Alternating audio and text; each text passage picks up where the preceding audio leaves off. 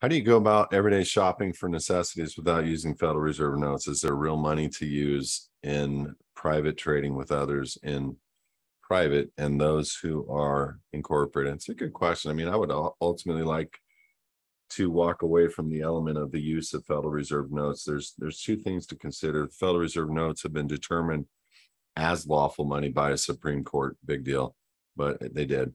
They've also determined that anytime the use of a Federal Reserve note between two parties, that the state is a party to that transaction. That's another worry.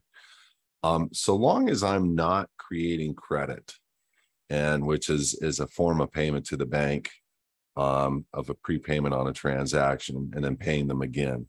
So long as I'm not creating credit, I don't really have a difficulty in using a Federal Reserve note. Like I will use the debit card versus the credit side of the transaction. I'll use the debit side of the transaction.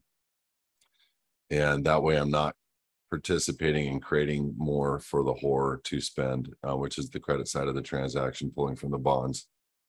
So, oh, I got to think so.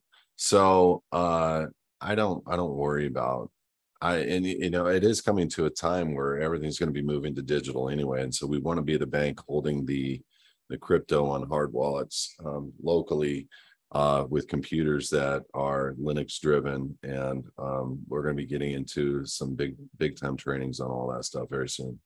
But I don't think that you really need to worry about that too much.